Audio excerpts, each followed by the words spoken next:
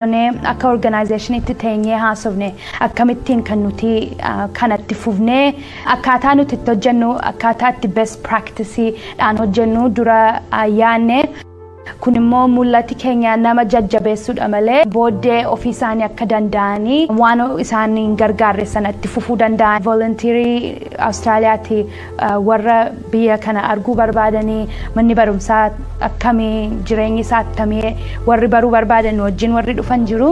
Yeroo sanatti warra hawaasa mana barumsaa sana wajjin yeroo qabaachuu barbaanne akka Fun Day Festival lafa iddoon ijoolleen taphachuu danda'anii lafa nuti immoo hawaasa sana wajjin haasa'uu dandeenyu yeroo akkasii qopheessine. Egaa yeroo sana warruma achitti baratuu fi warra achitti barsiisaa jiru wajjin wal argina innee yaanne garuu guyyaa sana gaafa dhannee Programii sana gaggeessuuf jedhnu nama 2,000 oltu dhufee abbaa haadha warra kanaan dura mana barumsaa sana hin dhannetu dhufanii guyyaa sana warra jaarsa naannoo sana warra wajjin haasa'uu dandeenyu isaanirraa warra barachuu dandeenyutu dhufanii kanaan dura maal hojjettanii beektu maaltu isinii hojjete maaltu isinii hin hojjenne maal gochuu barbaaddu maal argitu mana barumsaa kanaa fi waan akkasii wajjin haasa'utti kaan nuti immoo mi'a baay'ee fuunee dhannee turre waan ijoolleen ittiin taphachuu dandeessu waan itti agarsiisuu dandeenyu kanaaf akkasitiin jalqabne yeroo isaanii wajjin qabaachuu fi isaanis akka gammadanii nuti immoo isaanirraa akka dhageenyuu fi yeroo akkasii qopheessinee turre yeroo dura scholarship programii tokko immoo hojjennee ijoollee 40 gargaaraa jirra. Mana barumsaa sana ijoolleen kun ijoollee warra abbaa fi haadha hin qabne ijoollee warra disability qabanii physical disability waan adda addaa yookiin ijoollee warra maatiin isaanii baay'ee hiyyeessa ta'anii warri maatiin ijoollee sana mana barumsaatti erguu hin dandeenye ijoollee warra akkasiitti kan nuti waggaa tokkoof gargaaraa jirru. Kana mootti fufna jennee yaanna yoo fundingiin immoo allaanu godhe ijoollee sana increase gochaa deemna. Buildingii jiru rebuild gochaa jirra. Kanaaf blockii tokko kan classroomii 3 qabu office kan qabu water bishaan kan extensionii mana barumsaatti fidu isarratti hojjechaa jirra. Mul'ati keenya guddaadha. Mul'ati keenya immoo asitti dhaabbatatu hin ta'in itti fufna jennee yaanna. And as the locals would say, al tokkotti manneen barumsaa ganda gandaan humneessina.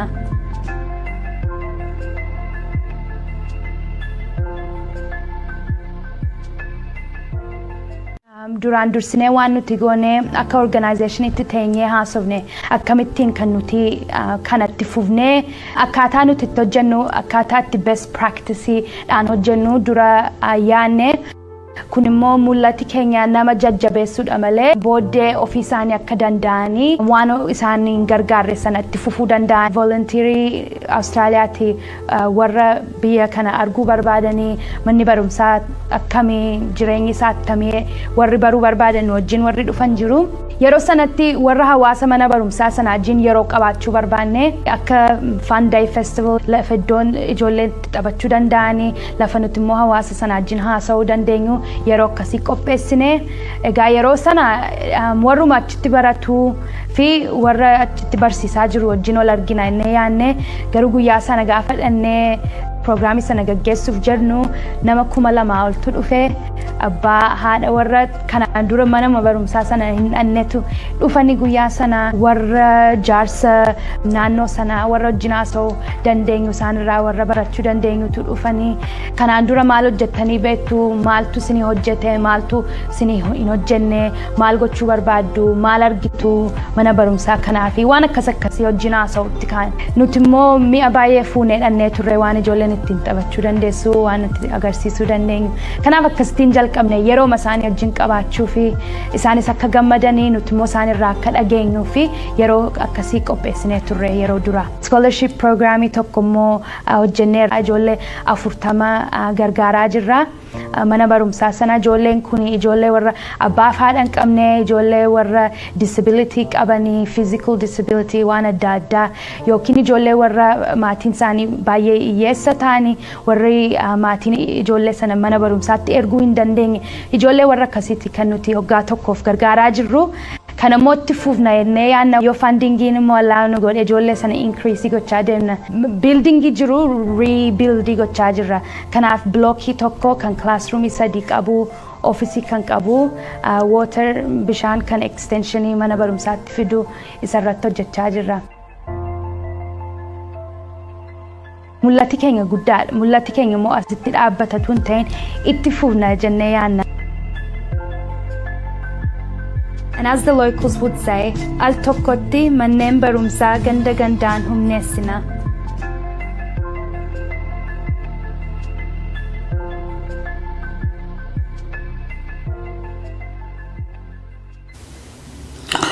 Yoya ammas yoya ilmaan ayyaa bika jettan marattu nageenya keenya ka waaqaa ka oromummaadha ka ona raamadde sanaadha qabu warra isanii bariheef akkam nu bultan nagaa nu bultanii sanii jannaa warra isanii dhiheef illee akkam nu ooltan.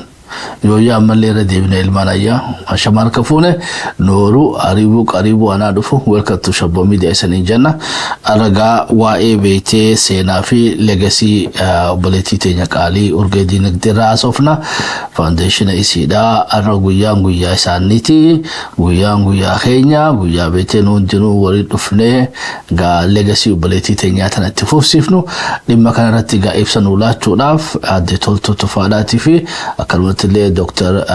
Nuruddin Suleedhaa asirratti nu argamanii jiranii taduraati gaa akka aadaa Oromtichatti nagaa isaan wal gaafannee isaan simannee kallattiin gara sagantaa keenyaa seenaa isan lamaanuu welcome nagaa nu gaafadhaati kallattiin gara sagantaa keenyaa seenaa.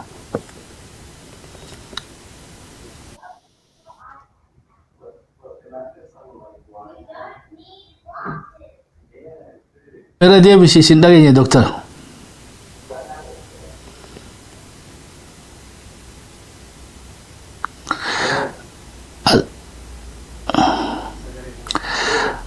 Atinga yo sign language an nagaa nu gaafatte malee duusi dhagaan jiru sagalee teeti. Akkam jirtan nagaa fayyaa. Thank you Galatoma. Sagantaa Shabbo Media irraa hirmaachuu carraa nu laattanii kana nu affeeruu keessanii Galatoma. Much nulle gaa yeroo teessan aarsaa gootanii afeerraa keenya kabajanii asirratti nu argamu keessaniif Galatoomaa isaniin jenna ulfadha. Gaafii tiyyata duraame Dr. Raay jalqaba akkaan gaafatti jechuudha toltullee ittiin aansa. Dubbiin beeytee walitti dhufneef tuuni keessatti illee gaa carraa kana fayyadamnee uummata keenya waa barsiifachuu barbaannaa jechuudha. Akka beeytanitti Dr. Nuruddin nama beeytee AOPA keessatti sochii gurguddaa godhee Oromiyaa keessatti hanqina beeytee meeshaa wallaansaa tolaan biyya Ameerikaa irraa fudhee luwaan loojistiika irraa alan ta'in hospitaalota duudhaatti fiiraa jira. Akkanumatti illee adda toltuun tufallee daayirektara afaan publikeeshinaati dhaloota aadaa kanallee afaan barsiifachuudhaa fi aadaa seenaa isaa barsiifachuudhaaf nama beeytee qooda guddaa hawaasa keenya keessa gumaachanii jechuudha isaan lachuu. Ammoo isaan lachuu abaa'oo miti kaafaa'oo miti jechuudha. So there's something new trend jechuudha nama keenyaaf duratti uummanni keenya waa hundaa'u paartii siyaasarraa eeggataa ture jechuudha. Maybe namni garii jannataa wachirraa eeggachuun oolanii jechuudha. So afaan publicationis akkanumatti illee AOPA illeen civic organizationidha amma NGO jechuu dandeenyaani gaa wanni kun baratamuu qabaadha. Amma kan beeytee adde urgeellee foundationa so wanni kun waan nama keenyaaf haaraati wanni hundinuu gara paartii siyaasaatti namaan taatu jechuudha. Even Australia yoo fudhanne warri paartii siyaasaa waan godhanii jira irra guddaa waan beeytee biraa hawaasni fiif godhata. America so for biti guddatte hundinuu ta civic organization hin qabne hin jirtu. Kanaafuu uummanni Oromoodha baalaansii eeggachuun nu barbaachisaadha. Oduma qabsoofnu waan siyaasarraa alaa immoo gara beeytee civic organizationotaatiin dhimma itti bahachuu qabna, tumsuu qabnaa fi bira dhaabbachuu qabna. Kanarratti gaa afaan publication jira AOPA jira Urge Foundation jira Hacaaluu Hundeessaa Foundation Alibirraa Dr. Ali Shabbo wanni kun gaa haaraa ammoo waan addunyaatti dalagachaa ittiin guddattee hawaasa ittiin jijjiiratte mee Dr. kanarratti amma gaa foundation irraa kanaanillee waliin naahidhiiti bifa kanaan hawaasni keenyaaf jaaruun ifiifu mallattoo guddinaati jechuu dandeenya. duraan dursee galatooma Shabbo Media ammas rabbiidhaan galata galchinaa because fayyaa qabaannaan as bakka akkana argame. Dhugaa yoo dubbate for the past 2 years waan dhimma hawaasummaa waa sadii irratti barnoota fayyaa diinagdee sadeen kanarratti eega fuula keenya gamasan goone especially waan beekumsa keenya beeynuun gama fayyaatiin godhame sun impactii ummata nuti halkaniif guyyaa ummata keenya jennuuf san hojii gaarii hojjetee jira. Jalqabbii akkuma ati jetti I hope irraa fudhannee ammas I hope irraa asuma jirru achi booda gabbaane akka Dr. Obsaa Farhaan Anaa namoonni Kamal faan lammiif hajii jaarree as an impact yeroo tokko hogganan baraan haasoitu namni ni galaaf. Impactiin Oromiyaa keessa medical equipmentiin seene $8.5 million seenee ummata Oromoo baadiyyaa keessa tajaajilaa jira. Hawaasni immoo diasporaan maallaqaan kabaasee diasporaan maallaqa for logistic $1 million. Maallaqa kana karaa gama biyyaa hoggaa jijjiiru is about 1.3 billion birriidha. Kun ka godhame maali? Organizationii hawaasummaa irratti xiyyeeffate. Hawaasni keenya akkuma ati jettu hoggaa salaatus, hoggaa nyaatus, taaziyaa hoggaa deemus yeroo fuudhaas siyaasa malee siyaasaa ummata haasofsan irraanfate. Ummanni barnoota barbaadu, skriptoo barbaadu dhiisneeti siyaasumatti haasoina. Ummata fayyaa dhabee rakkachaa jiru siyaasumatti haasoina. Amnaa siyaasaan haasoina osoo hin ta'in namuu bakka inni beekumsa itti qabutti yoo hirmaate it makes a difference jechumaaf hin sinji.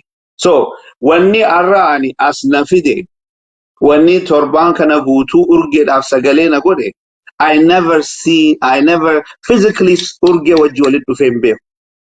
Miidiyoo irratti narge. Dhaloota ani harargee urgeen wallagge. Ani islaama isin islaamaa miti. Wanni nu fide oromummaa daran is humanity. Ilma namaa.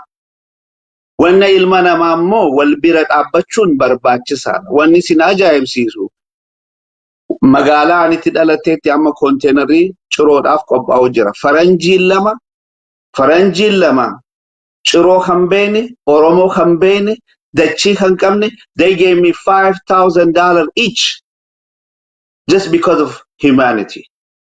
So wanni urgee goote santu wanni toltuufaan wanni Dr. Guddataan wanni Dr. Obseen faan godhan nu kakkaasee nutis gama ummata keenya akka xiyyeeffannu. Jaarmayni ummata irratti xiyyeeffate always makes a difference.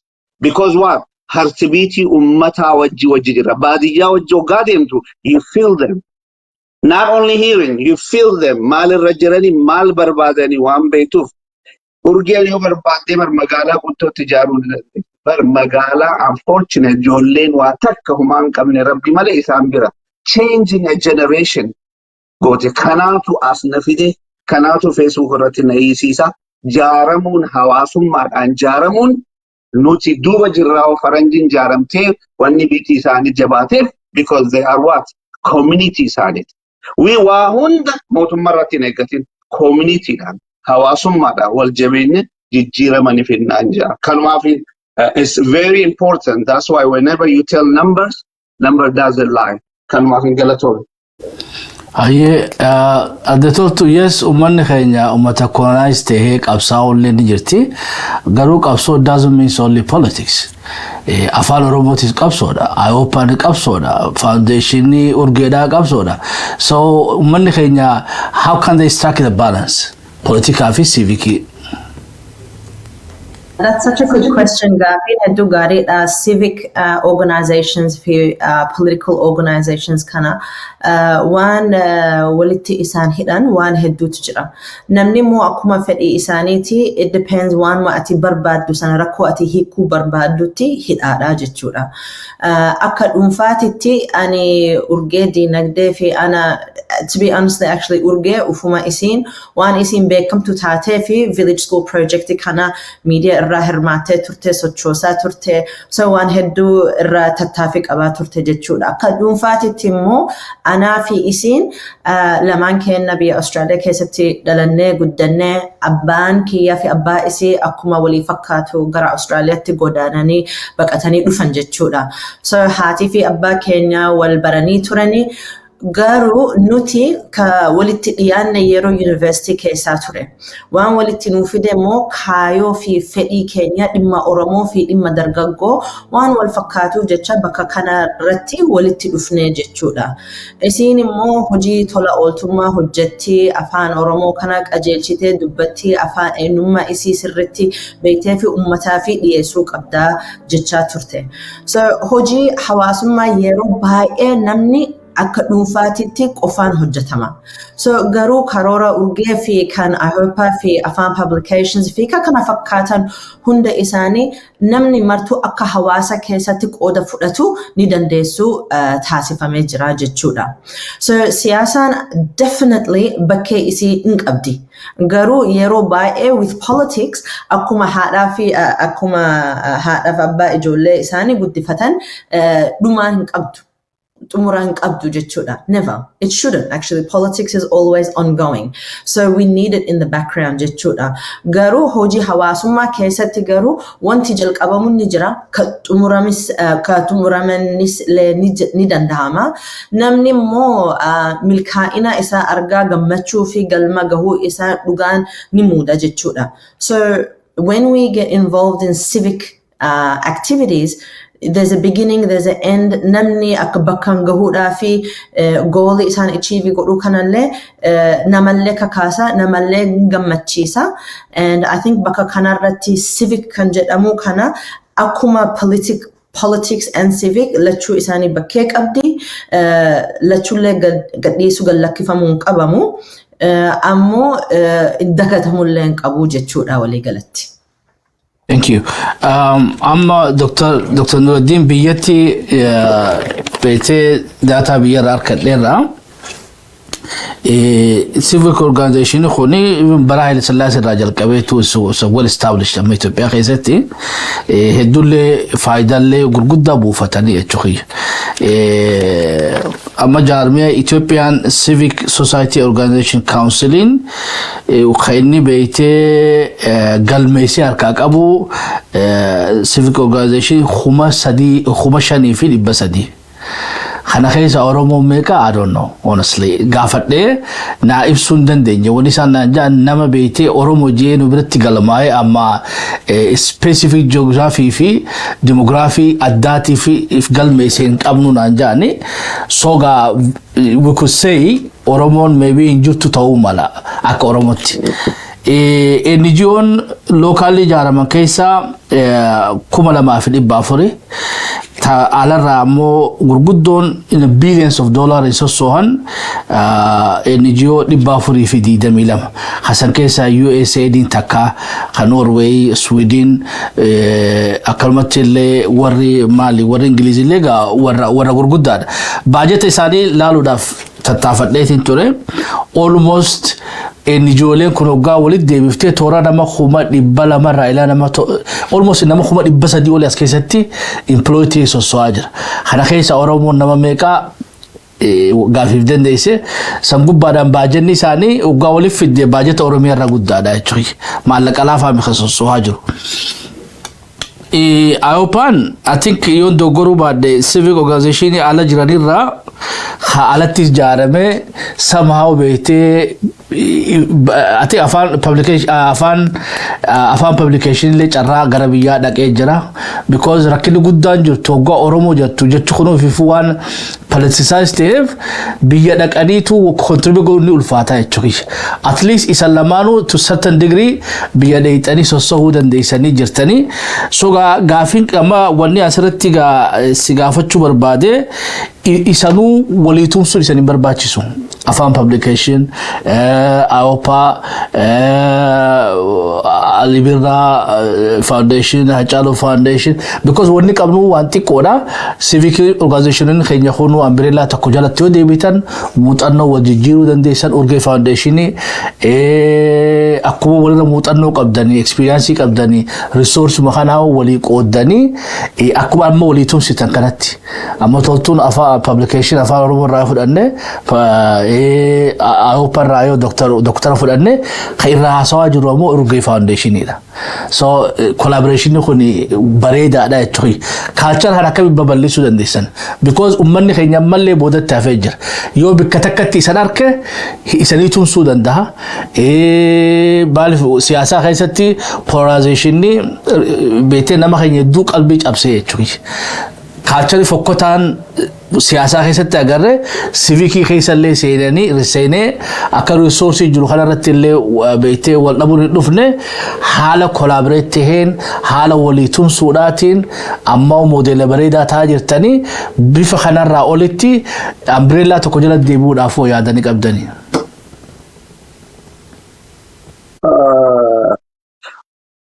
Wanni tokko jiru milkaa'inni yoo barbaade we need to bring the interest of the people first. Dhimma ummataa fuuldura kafinnu yoo ta'an wanni bakki walitti dhabnu hin jiru. Hoggaa ati when you give like a non-profit organization hoggaa taate wanni irraa arkattu hin jiru especially ummata keenyarra. Nuti amma urgeedhaafis haa ta'u lammiidhaafis haa ta'u toltuudhaafis bakka hunda maali as long as the interest of the people ummaticha san fuuldura haga fiddet ummata Oromoo fuuldura haga gootetti wanni dhimma biraa keessan keessaa yoo hin jiraanne galmaan bakka wanni hin geenyeef hin jiru. At the end of the day ka barnootaas afaan publications ka fayyaas ka economic empowerment sun ummatuma saniif miti. Ummata san fuuldura qabuun yoo ta'e rakkina ka qabnu natti hin fakkaatu. Ani gama kiyyaan I always akkuma abbaan kiyya na guddise sanitti he always tell me interesti in sharafin waan ummata in sharafin beelawi du'i malee waan sabaa in tuqin. That is my dream. That is what I want to legacy abbaa kiyya qabadhee deemuuf ummata Oromoo ummata miskiina afiif beelawee ana na barsiise. Ifiif osoo barnoota hin deemin ana barnoota na erge. Ummata ani itti boonu.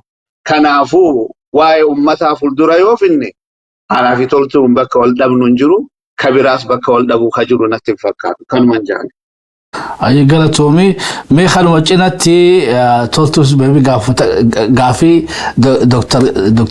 Nuruddin gaafadhe san akkasuma naa qabadhu san cinatti ammoo siif Urgeen first generation Australia keessatti waraasi dhalate Urgee safaa Oromoo dubbatte atiis dubbatta so gaa khulufi fu model isa godha jechuudha warra ijoollee teenya taasii dhalateef if biraa kuttaniitu community serve godhuu biraa kuttaniitu isan lachuutu warra beetee ilaa sadarkaa biyyalee dhaquu ati biyya biraa kottee North America lee dheetee kitaabni achillee wal gahee jira gaa aktiivizummaa kanaaf of beekuu fi wal beekuu saba fi beekuu kanarratti what was the role of your parents, your communities, your teachers beetee isan kana akkana godhanii shape godhanii isaan as baasuu kana keessatti abbaan kee haadha abbaan keetii fi hawaasni ati keessa dhalatte Urgee fi toltuu hagam takka shape isan godhan eenyummaa keessan kaarraatiif kanuma cinatti gaafii lammaffaa collaboration irratti yaadnatti qabdu maali?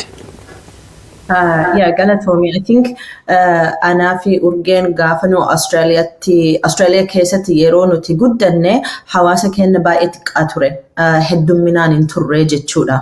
So until 1990 hanga bara 1990 faak kan ittiin yaadadha abbeera kiyya cidha tokko godhee ture yeroo sana keessatti. Oromoo magaala guutuu keessatti waamuu qabnaa cidha kana keessatti jedhaniiti nama 200 hin guunne bar. jedha sanitti dhufuun so namni kennallee hedduun turre jechuudha. So you can imagine yeroo sana keessatti namni heddummina waan hin qabneef jecha yeroo mara walitti dhufaa turre ijoolleen adda baasuun hin turre walgahii isaan hundatti achitti argamaa turre gaafa isaan nu dubbisan waama isaan haasa'an sanillee nuti caqasaa turre jechuudha. So wanti kun yeroo osoo darbe of course wanti kanallee influence nu godhaa jechuudha. So wanni amma argaan jiru yeroo kana keessatti namni kenna babal'atee faffaca'ee so ijoolleen waan heddummaataniif jecha ijoolleen addatti qoodanii ijoollee kophatti dhiisanii yookiin iPaditti dhiisanii warri gurguddoon immoo akka kophaatitti dubbaa ijoollee akka wacaa nutti hin goone jedhanii lafa kaan yookiin manatti dhiisanii yookiin rabshaan barbaannuu jedhanii. Garuu gama tokkoon yes rabshaan argattu garuu gama biraatiin barumsallee dhaban jechuudha. So I'm sure abbaa kiyyaa fi abbaan urgee fi amma abbaa Aishaa Aliifa nama kanniin fa'a I'm sure they were not thinking ijoollee akkanatti guddisuu qabnaa jedhanii karoorfanne isaanii. Jal'isaniitumaan waan ofii godhanii ijoollee of bira qabaataniitumaan hojii itti fufanii jechuudha. So for this reason it's so important I think barumsa kana argachuu kenna haala kan nuti itti goonummoo adda ture. Anaa fi urgee fakkeenyaaf anaa fi urgee qofaa osoo hin ta'in nama biraa hedduutti as well. Wanni an jechuu barbaadame wanni isii gootee fi wanni an godhe damee yookiin kutaa barumsaatti kalaayaa ture jechuudha. So she's doing the village school project and schools and immoo waa'ee afaanii fi afaan publications sila wal dubbisaa turre gaafatti iskuulii kee jalqabdee kitaaba kiyyaallee hin ergaa fi akkana faa jennee irra walii gallee jechuudha yeroo jalqabaatiif. Ammoo maalinni ka wanti nu adda baasu akka an argutti waan sirritti maaliif akka walii galuu dandeenyee fi number one is dhimma kan nuti qabnu ummata tajaajiluuf yookiin fooyyessuudhaaf numarraa eegalaa jechuudha nama biraarraa miti. Politics yeroo nuti jennu and definitely there's a place for politics yeroo siyaasaa fi bakkeen jira garuu siyaasaan usually jalqaba isaa yookiin mataa dubbii isaa bakka alarraa dhufaa jechuudha. Rakkoo kanatu jira or is from externally driven kan jedhamu.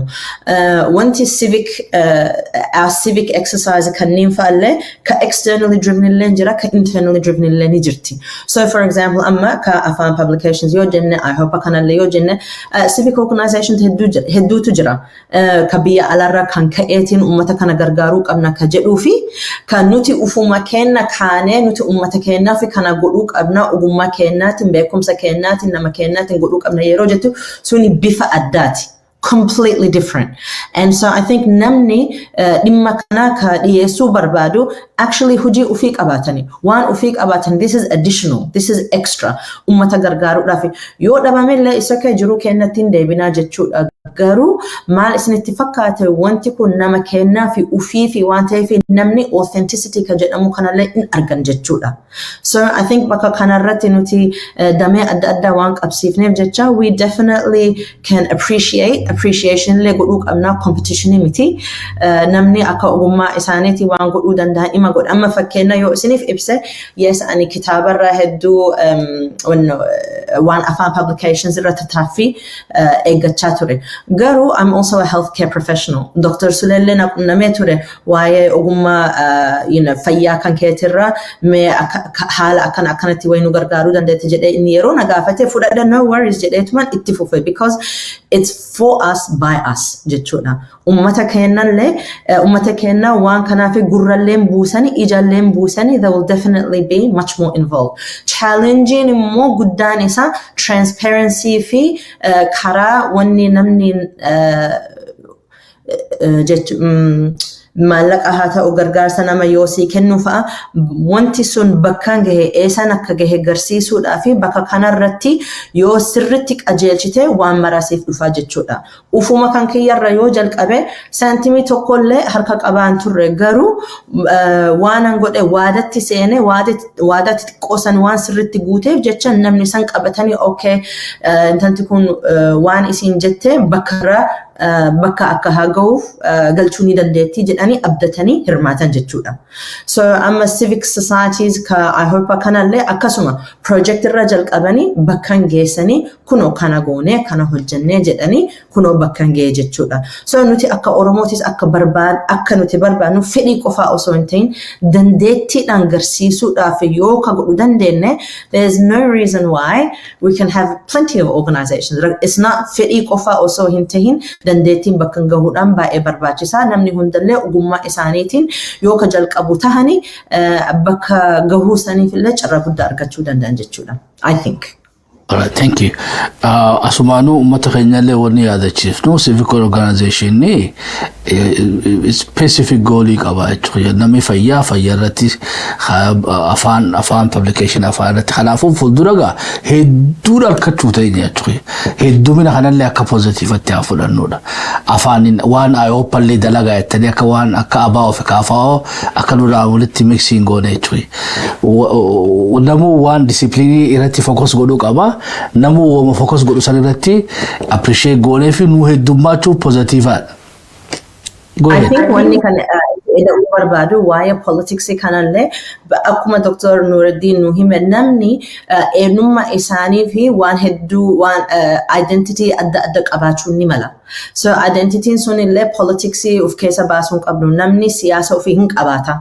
Garuu siyaasa sun hojii kana oolchuudhaaniif keessattuu waa'ee tola ooltummaa kanarra yoo itti hidhaa goone akka dubbisan keessa hin seenne barbaachisaadha. So for example amma akka Dr. Nuruddin nu hime inni fi urgee takka wal arganiin wal beekan turre isaanii. They don't know each other. Amantii isaaniillee tokkoo miti. Siyaasallee adda qabaachuun ni mala. Ogummallee adda qabaatanii. Haala kanatti immoo still waan walitti isaan fiden fedhii bakka kana nagaan galchuudhaafi. So it's possible namni abaa'oo haa ta'u waan fedhe haa ta'u garuu keessattuu waan afaan publications kanarra yoo dubbadhe muuxannoo kiyyarra namni islaamaa fi kiristaanaa fi waaqeffannaa fi all politics, all age, all genders namni hedduu qooda irraa fudhatanii waan fedhan irraa argataniitumaan in gargaaranillee. Injirami. So there was no politics in that. So I think it's just xiqqoo clarification yookiin ifaa godhuudhaafi namni siyaasa yoo qabaatellee qajeelotti ifaa haa ta'ani. Ani waa'ee siyaasarraa hojjetaa jira haa jedhan. Abbaan fedhe immoo hordofuu danda'an. Ammoo gara biraatiin no kuni siyaasaa miti kun waa'ee kitaabaati yookiin waa'ee amantiiti yoo jette abbaan fedheen hordofaa abbaan fedheen itti seenaa jechuudha. So I think akkuma civic organization siyaasa akkatti seensisuun barbaanne xiqqoo of eeggannollee barbaachisaadha because namni identity hedduu bakka hundatti fida. Amma islaamummaa kiyya ofirraa mulqatee barumsattiin dhufuu bara. Islaamummaa kiyyallee hin qabadha garuu nama birarraa hin dhiibu jechuudha. Urgeen immoo nama akka isii ka churchi deemu ka kiristaana hordofu nama akka isii argee hin beeku ani. Really very very passionate waa'ee kristummaana isii garuu anaaf isii yeroo walitti dhufne wanti sun immoo it was not a point of discussion because pointing sunii miti jechuudha. So I think for politics akka uummata keenyatti dhiifama wajjin irra deebi'uu barbaadetu kanarraa because sometimes namallee cancel godhuudhaan ani siyaasaa isaan jaaladhu bakka kanatti argamuu qabu suni addaadha. What we have to look at is action and behaviors and outcomes. Namni bakka kana gahuudhaaf waysi gargaaraa jiranii is there transparency? Is there are we achieving the goals? Wanni guddaan sanuma. And I think amma ka sagantaa kana ka urgee fi kan nuti godhaa jirru namni bakka kanarra waan isiin goote kana hirmaachuudhaafi I think yeroo keenya dandeettii kenna yookiin deeggarsa mallaqaan gumaachuun akkasumas namoota biroof himuu ni danda'ama. Karoora isii fi bu'aa isii tursiisuu fi nuti hunda qooda qabna fakkeenya. Doesn't matter what your politics is. Dr. Nuruddin gaafii kee khabiraa I think wanni kana bal'isaa ammallee wanni uummata keenya hubachuu qabdan dhimmi ammallee walitti dhufnee fi dhimma beektee urgeedhaati. Kana hunda wanni haasofnuu fi leegasii isii irraa madda kun hundinuu. wajjihada leenuunis isaan lagesi because nama hudduu jidaleedee jirti jechuudha. Foundationni hajabaatu kun hajabaatu goojjanii iskoopii keenya bal'isuun keenya beetee waa'ee foundationa kanarraa bahuu barbaanne odoo hin taane kun hundinuu kanaan walitti hidhaadha akkasitti akka nuuf fudhatan abdii guddaan qaba. Kanuma keessatti Dr. Nuruddin fi toltuun amma generation adda addaati. Beetee lachuutu Oromoodha. Gaafiin amma Dr. Nuruddin laalatti jechuudha. Dhaloonni beetee if danda'uun geenye jechuudha. Amma dhaloota kanaaf baalli dabarsuun qabnu. Maaliif dhaloonni kuni amma fiifuu dhaleetu haadha ilmaanii ta'ee jira jechuudha. Abbaa ilmaanii ta'ee jira. Ila guddaan warri duraan kaleessa dhufellee manguddoomee jira. Siyaasatti civikittis ijoollee ala dhalatte tana barnoota ammayyaa qabdu tana wanni isaan nu contribute godhuu danda'an hedduudha. Kanaafuu transitionii wahii smooth ta'e tokko jiraachuun qabu jechuudha. Maaliif hawaasni keenya wanta kan reality fudhachuu qabna. Kaleessa manguddoon beetee toltuu fi urgee guddiftee dhaloota irraa kana wajjirelee godhuu hin dandeessu. Amma the second generation yo beetee already gaappiin uumamaa dhufuu jira jechuudha. Kanaafuu hawaasni keenya lakkuma generation jijjiiramuun rooliin dhaloota beetee ala dhalatee huni affeerii isaanii ka communityidhaatis ka siyaasaatis gaggeeffachuun ni barbaachisa. Ka civikii fi ka siyaasaatis mee Dr. Nuruddin kanaa maal nu gorsitanii jechuudha. Hawaasa keenya ka Ameerikaa jiruuf hawaasa keenya ka Australia, Canada fi Eurooppaa jiraniif dhaloota achi dhalate more barnoota qabu. Even fandi barbaadu haa ta'u community represent godhuu haa ta'u they are more resourceful jechuudha. Waliin dalaguu keessatti illee they are more beetee collaboration aanee isaaniitu irra wayyaana fakkaatti jechuudha.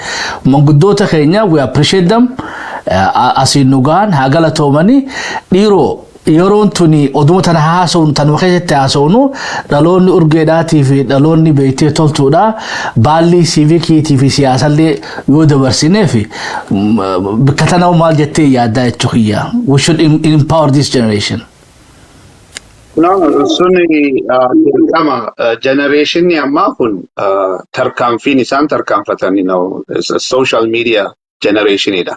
Garuu wanni nuti barsiisuu qabnu value oromummaa safuu amantaa wanni jajjabduu tokko ni jiran sanii malee kaan tarkaanfatanii hojjechuun isaaniif gadhiisuun osoo nuti hin fedhinuu dhufaa jira sun without nutu no yoo jenne isaantu of fudhatee deema. Kanarraa ammoo more important kuni nu waan ta'uuf wanni ani dabarsuu barbaadu reefu toltuun waan jetturra bakki kun akka gaarii dhaggeeffadha. I'm gonna repeat again. Urgee ijaan arkeen beeku jechuun physically Oromoodhaaf barnoota haa ta'u kun faarsuuf osoo hin ta'in wajji teenyaa soonu akka toltutti wajjin dabarsine I am in Atlanta dhalootaan ciroo she is in Australia Oromiyaa ammoo yoo jaame adda politically different kana hunda Nuruddin waan fidee kana namni yoo beeke Oromoon we're gonna be successful tana obboleettii. Namooma yes I have a political view garuu urgeen wanni jaartii kulli sun jolle oomishu sun miskinummarra they become a leader innovator jolle isin wanni sun oomishu sun sanin laalu qaba the outcome ni ilma namaa ka jijjiiru humanity keessa ka qabu yoo ta'e we need to bring that first sani wannummaan barbaachisaa ture. Namoonni keenya dhugaadha siyaasa namni hundinuu uffatu no problem amantaas hundinuu fedhe garuu bu'aa hawaasaaf godhamu tokko ijaan osoo laalamu ani yaada akkasii saniin qabu wali amantaan keenya takkaa miti gandi keenya takkaa miti kajoorra bahuu qabna. Faranjiinuu curoo kana agarre I'm repeating again ka ijaan hin dhayne eenyutu itti fayyadama namoonni tokko kana yoon godhe qeen kiyya gandasan hin jiru eenyutti fayyadamaa maaltu na eenyutti fayyadamaa hon beeku faranjichi 5,000 kannee sun nothing but humanity ilma namaa common waan walin nuu fida namooma nuu fidu sun waa hundarra caala political party keenyarra caala adeemu hundarra ka caalu namooma rabbiin nu godhee rabbiinu akka amantaa islaamatti walaqad karramnaa bani aadama jee ilmaan aadamu hundarra caalchise jee so waan walin nuu fidu irratti if we invest we can be better kanuma jechuu barbaadeeti ka generation ni dhufu osoo nuti hin barbaannee wanni dhufu garuu safuu abbootiin keenya wallaalummaan osoo hin baratin waan nu barsiisanii jira safuu kabajaa aadaa oromoo waan adda addaa san isaan shape godhuudha malee kaan isaanuu tarkaanfatanii numa deeman adeemsa garraa arku jirraa jechumaaf galatoon. Thank you. Gara toltuutiin deebi'a. I think waa'ee beektee kanarrattis koomentii gabaabduu takka darbachuu dandeessa.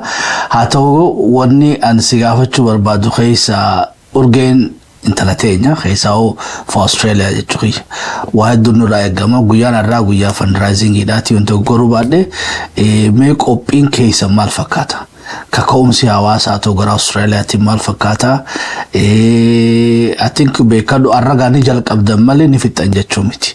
Kan har'a fundraising kanarratti hin argamin karaan isaan itti doonee godhuu danda'anoo jira. Karaan isaan itti beektee har'a Zoom irratti argame akka laafeertuun barbaada. Har'a immoo isaan mijoonellee karaan inni beektee foundation kanaaf itti beektee irratti hirmaachuu danda'u jiraahi. Waamicha kana generally Oromoo addunyaa gubbaa jirtuufillee waamicha naa godhi.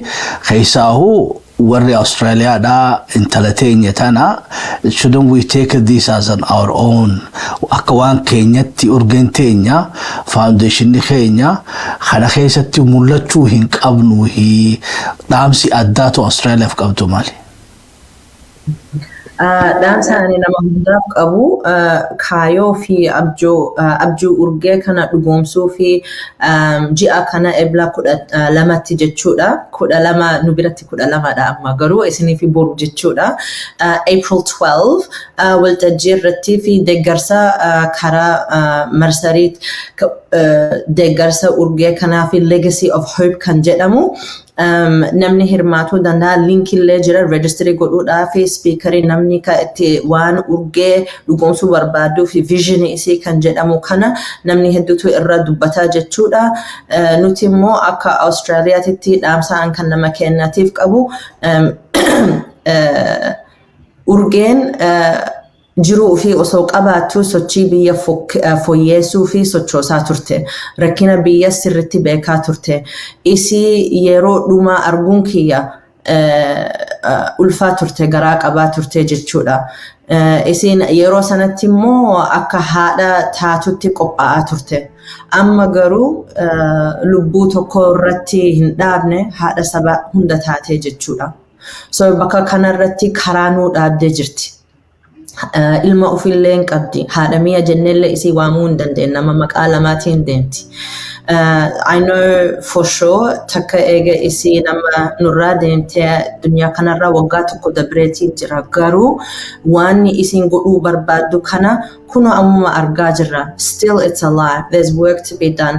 Haadha nama tokko tahuu dabartee caaltee haadha saba taatee jirti jechuudha. So bakkaan gahuudhaaf yoo hirmaachuu barbaade ufuma kan kee qabattee anatu kana godhuu qaba ufii fi jajjabeessuun qabdu ufiif laaffisiitiin waan isiin already lafa nuu keette kana hirmaadhaa koota isiniin jedha linkillee qabadhaa ar'aa yookiin bakka isiin gahuudhaaf yoo gargaarsa dabarsuu hin dandeenye gargaarsaan karaa addunyaallee jira karaa afaanitiin karaa amalaatiin hin jira but there are so many ways to help linkii kana share gochuudhaan nama hunda himachuudhaan yoo qabaatanillee kennuudhaaf gargaarsa keessanii urgee gargaaruuf miti uf gargaaruu jechuudha. Saba keessan gargaaruu jechuudhaaf ijoollee biraati akkuma urgee fakkaatu kana mee anuu osoo godhe eenyutu na gargaara kan jedhe kunoo fakkiin amma asiiti. Kunoo urgeen gargaaramtee jirti. Kunoo toltuun gargaaramtee jirti. Atillee dandeete waan godhuu barbaadu jennaan afaanumaan odoo ta'in action amalaan garsiisuun nurra jira. Kunillee dirqama kennaati. Dirqama kennaan nama gargaaruu osoo hin ta'in dirqama kennaa nama kenna abdii akka qabaatan kennuudhaaf.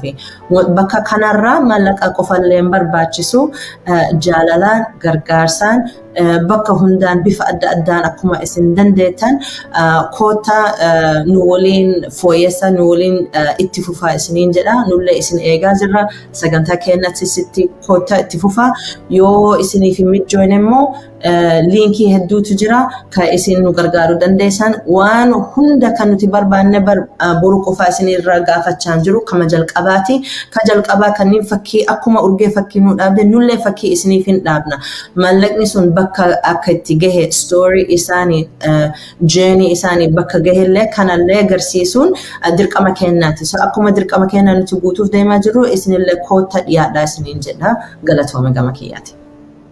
Thank you. Dr. Nuruddin, mal damta fecho kiya ga dimmi arratti wali dhufnin guddon kana. Zoomin kun diro namwa VIP damo mo namu dafu banta mo namu ilmachi dadda kami afera tana bete ha nama bikasai no TFC asumanu warachira tirmatulle bete damsati dabarsituf mali warra Australia hanalleen sodaatini dhukkeerraa kaasi because beeytee qubatti aanutti hidhanidha. Urgeen intala teenya kanaafuu maqaa keenyaa falmachuun nu barbaachisa akka Australiatti. So toltuun very diplomatic ati ammoo xiqqishoo aggressively yoo dhiibdellee assertive yoo taatellee waan rakkina qabu. Go ahead.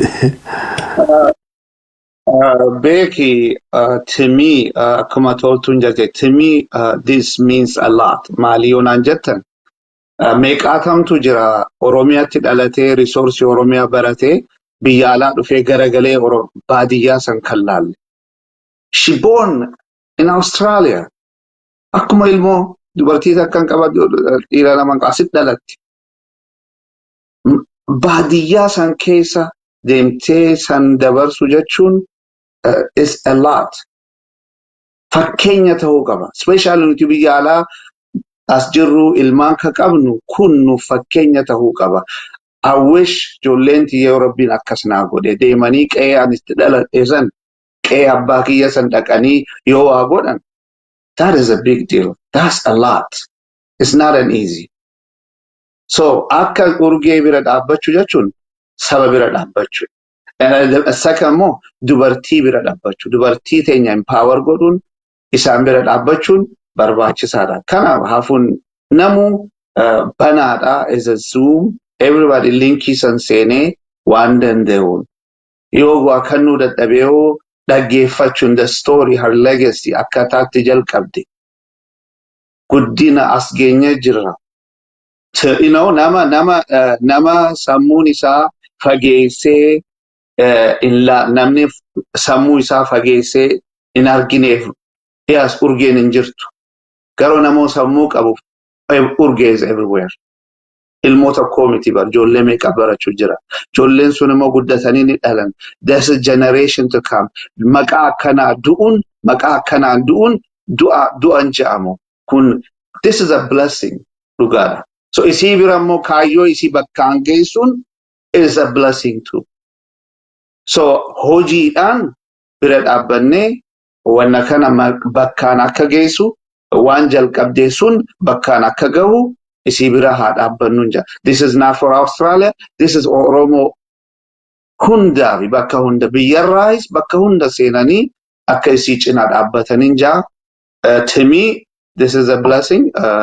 Namoonni achirratti argaman Dr. Guddata, Kuwe, Professor Kuwe, you know, so many people, I can name it as irratti kajiran, Obse, kanneen wajji, Toltu, Arfase, so many of them, bakka kana argame waan obboleettii teenya legacy isii akka itti fufuu godhu irratti argamuun kunis carraadhaan jira.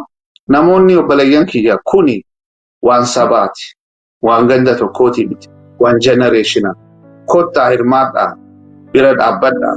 Dubartiin biraahu akka jabaattee arra iskuulaa miti, yuunivarsiitii miti, hospitaala rakkoon biyya teenya dubartiin bakka itti dhaltu. So dubartiin waan akkanaa onnattee Oromiyaa keessa akka bantu, akka hawaasa tajaajiltu kana onnachiisa kan wanja galatoma. Your father, I think one copy for the almost Galakian fitaddating jira. Amo perhaps gafi takataka mo isang gafachu fair na fakata toltu ani gafachu barbadu afan publication ni academic aba amata dabrele America turte so guddatatu majira karori birato khanara ti announce nugulu barbadu ni jira afan publication ni esegehe. What's your future plan for afan publication? Thank you. I think baradabre akasena afan oromotin wan harawan utiufe wan harawan kun jechuun America keessatti school kafaan oromoo barsiisan yeroo jalqabaatiif dhaabamee ture jechuudha. So bakka kanarraa school sun bultuma academy kan jedhamu na affeeranii curriculum kun yookiin haala ijoollee akkatti barsiisan maal akkatti fakkaatu qabu mee takka takka nuuf ibsaa jedhaniitiin sababa saniif jecha achi dhaqeetiin gargaaraa ture jechuudha. So wanti kun immoo waan gabbaheetii fi uummata waan argeef jecha waa hedduullee kaka'ee jechuudha. Amma generation haarawallee dhuftee jirti. Ka haarawaan immoo kanan beeknetu jira, kana beekelleen jira. Gaafa yeroo jalqabee warra teenager warra dargaggoo kan ture amma haadhaa fi abbaa ilmaan ta'aniitiin ijoolletti xiqqoo ofii qabani jechuudha. So generation haarawaa dhufuu kanaatii fi bara kanarraa eegalee waan haarawaa jalqabsiisuuf yes lafa kaayeetiin jira. Anillee akka kiyyaatiin in my personal life jijjiirama guddaa ture. Jijjiirama sun immoo I think afaan oromoo kana sochii kana babal'isuuf itti fufuudhaan baay'ee na gargaara na fakkaata. So bakka kanarraa abdii guddaan qaba keessattuu samara kanarraa jalqabsiise at least America keessatti argamu fedhii guddaan qaba. And ani afaan publications waadatti seenuu odoo hin ta'in waanan irra jiru dura ummatatti garsiisuudhaaf achi booda waadatti seenuun tu irraa wayyaa jedheen seha. Kanaafuu stay tuned jetti referencing stay tuned for some more news. I'm very, very excited to meet a new generation of Oromo children. Well, thank you very much. Nulle immediately we wait for you. So gafa ummata gabbo barbadeti. Please be in touch. Ummata lesi ubachifna. Ummanni Oromolle asumanu hojii guddoo toltuun harkaa qabduuf ammaanu itti qophaa'aa isan jedha in advance. Gara Dr. Nuruddin Toggaan deebi'u I think isanillee tarkaanfii addaa takkallee baranumaan harkina fakkaatti. Ayopaan Ameerikaa ture biyya dhaqe amma immoo taraa duraatii fi Naayiroobiitti illee konferansii keessan gaggeeffatanii waa'ee Naayiroobii achitti projektii yaadamoo Naayiroobiitti karoorri keessan maali? Soga amma gara beeytee iskooppii keessan garuu Afrikattuu babal'ifachaa deemaa jirtan fakkaata. Congratulations afaan publication afaan Oromootiif illee isaniif illee warra Ayopallee congratulations jennaani. Dubbii Naayiroobii seerramee gabaasaa gata kan ulaadhu. To be honest with you, can Nairobi, can leadership, Hamatu, Dr. Ibrahim to want to decide where nuti boardi kaisa jirra, where executive gode, so I don't want to comment. That's something I don't know. Garuani Addaa himu why Lammi Relief Organization Abame Kajuru by Farhan, Dr. Robsa, Anna, Kanen. We are doing the goal Oromia Kesa container Shantama. So far we already did 30. We already did 30. Kachalan Kosanu Farhan come up with something so good. Nibeta Chalanko was so hard Malak Arkachuf. So he came up with $25,000 Farhan. So we only need 15 Guru Jirani. So Sani or hospital he gared Avis Oromia Kaisanan property one Akasa Jira Adem Si Lafarat Gama Fayadan. Inshallah you're a BJ healthcare for all. Kaju Oromia Kaisa Bobane Jira Kalatidan Kanara non-profit Islamic Relief of Canada Nwajijira And then we are finding another also non-profit organization working with us. Kana wajjin Muammas Makko Foundation jira. Gama Shashamannedhaan obboleeyyan kiyya.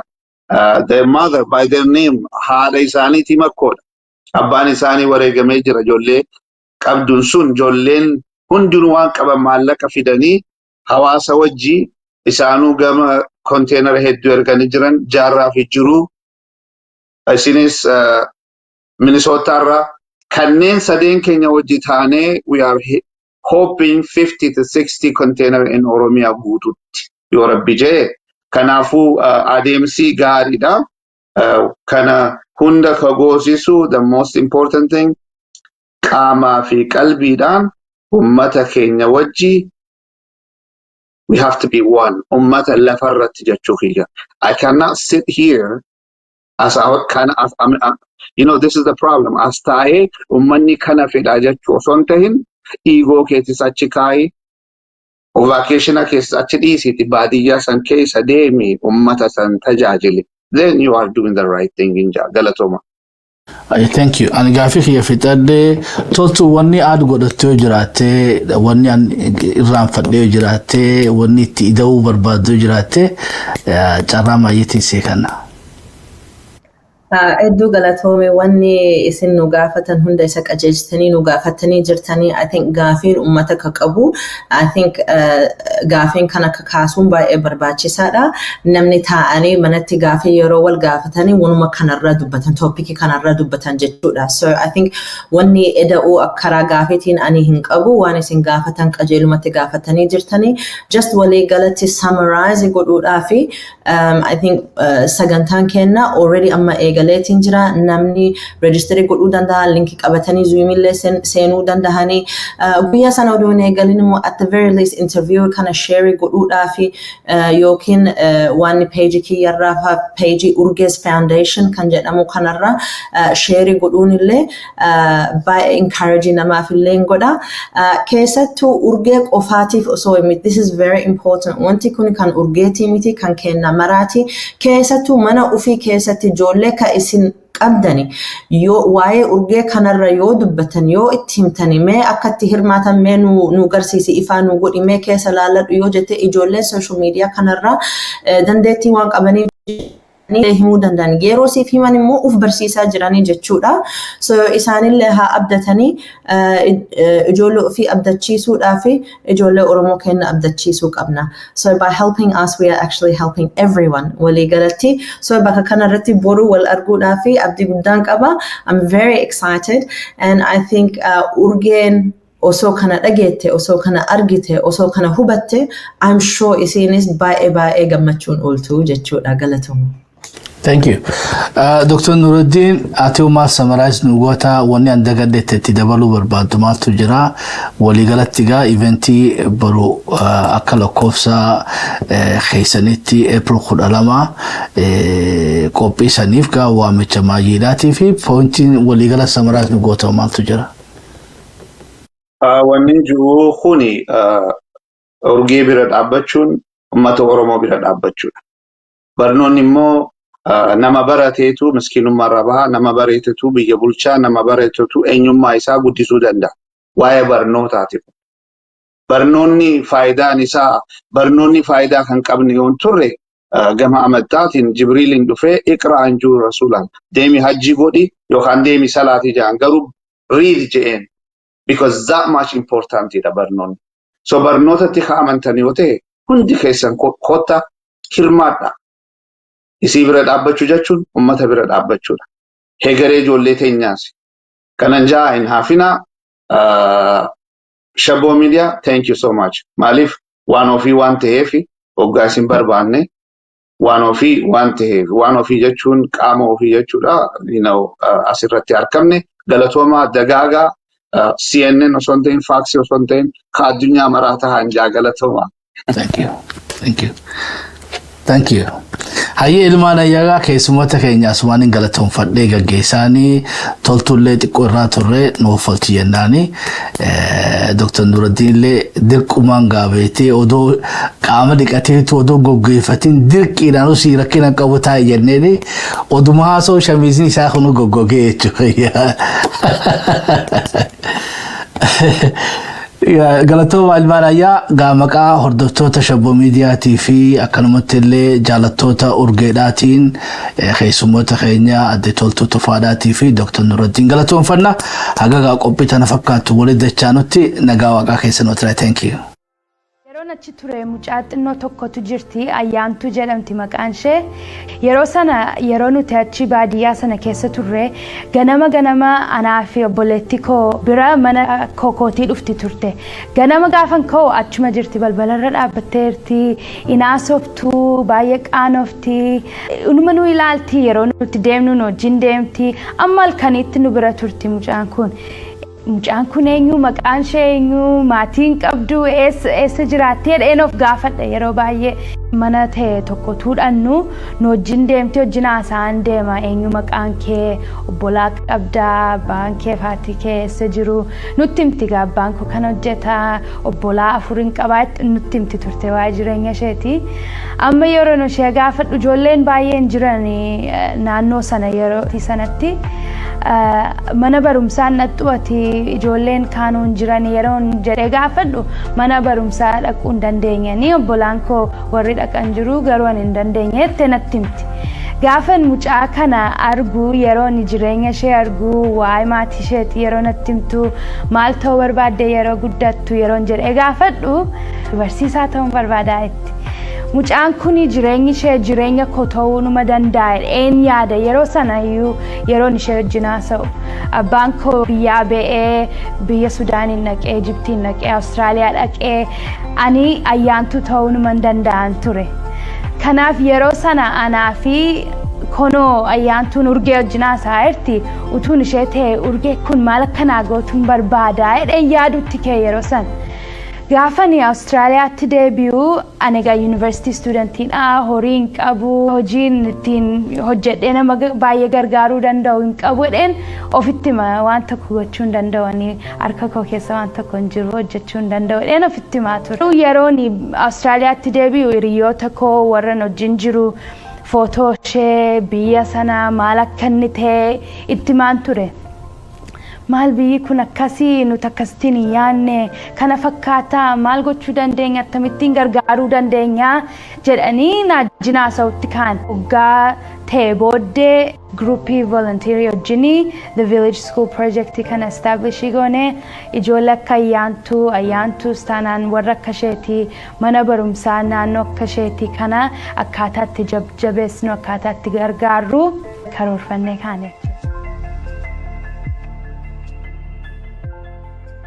Duraan dursinee waan nuti goone akka organization'itti teenyee haasofne akkamittiin kan nuti kanatti fufnee akkaataa nuti itti hojjennu akkaataa itti best practice'dhaan hojjennu dura yaanne.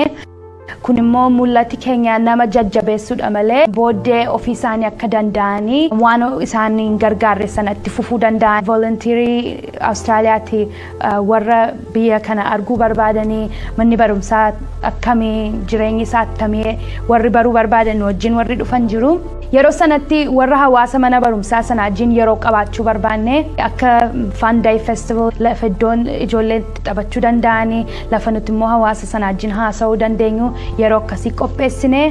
Egaa yeroo sana warruma achitti baratuu fi warra achitti barsiisaa jiru wajjin wal argina innee yaanne garuu guyyaa sana gaafa dhannee Programii sana gaggeessuuf jedhu nama 2,000 oltu dhufee abbaa haadha warra kanaan dura mana barumsaa sana hin dhannetu dhufanii guyyaa sana warra jaarsa naannoo sana warra wajjin haasa'uu dandeenyu isaanirraa warra barachuu dandeenyutu dhufanii kanaan dura maal hojjettanii beektu maaltu isinii hojjete maaltu isinii hin hojjenne maal gochuu barbaaddu maal argitu mana barumsaa kanaa fi waan akkasii wajjin haasa'uutti kaan nuti immoo mi'a baay'ee fuunee dhannee turre waan ijoolleen ittiin taphachuu dandeessu, waan itti agarsiisuu dandeenyu.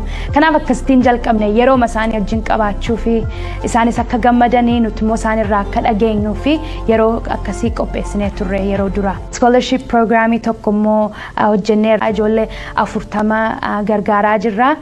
Mana barumsaa sana ijoolleen kun ijoollee warra abbaa fi haadha hin qabne, ijoollee warra disability qabanii, physical disability waan adda addaa yookiin ijoollee warra maatiin isaanii baay'ee hiyyeessa ta'anii warri maatiin ijoollee sana mana barumsaatti erguu hin dandeenye ijoollee warra akkasiitti kan nuti waggaa tokkoof gargaaraa jirru. Kana immoo itti fufna jennee yaadna yoo fundingiin immoo allaanu godhe ijoollee sana increase gochaa deemna. Buildingii jiru rebuildii gochaa jirra. Kanaaf blookii tokko kan classroomii 3 qabu, ofisii kan qabu, water bishaan kan extensionii mana barumsaatti fidu isarratti hojjechaa jirra. Mul'ati keenya guddaadha. Mul'ati keenya immoo asitti dhaabbatatu hin ta'in itti fufna jennee yaadna. And as the locals would say, al tokkotti manneen barumsaa ganda gandaan humneessina.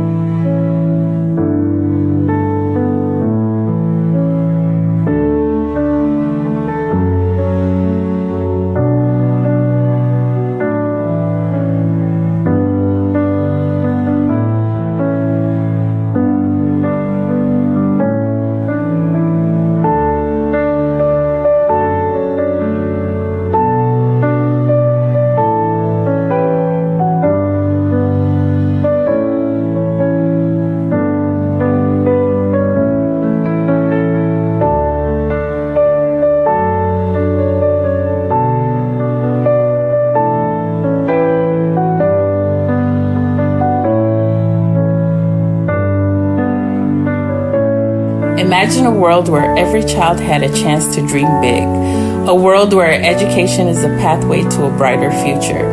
That is the world that Urge Diinegdee believed in, and she made it her mission to build it, one student at a time. Legendary, caring, Compassionate, incorruptible, unstoppable. Urge's life was a testament to the power of hope. When she visited her grandparents' village in Oromia as a child, she saw the struggles, but also the strength in the community. That moment stayed with her. And in her heart, she knew education was the key to change. Years later, Urge returned to that same village with a dream bigger than she could have imagined. She then founded the village school not-for-profit with a clear goal, so those children had access to quality education, clean water, and opportunities they never thought possible. Her passion transformed this village. With every brick laid, every classroom built, and every scholarship provided, Urge wasn't just changing lives. She was creating a legacy that would last for generations. Now, as she's no longer with us, we come together to honor Urge's incredible journey. On Saturday, April 12th, 2025, we invite you to join us for a special online event, a tribute for a woman who gave everything to empower others. Urge's legacy lives on through Urge's Foundation and the Village School Project, and will continue to touch lives, build futures, and create opportunities for those who need it most. This is our moment to honor Urge and her vision. A group of volunteers in the USA are raising $25,000 to continue her mission of empowering children in Wankigopo through education. And your participation, your support, and your generosity will help make that happen. Join us, share this message, and make a difference. Together, we can honor Urge's life, her unwavering belief in the power of education, and her dream of a better world.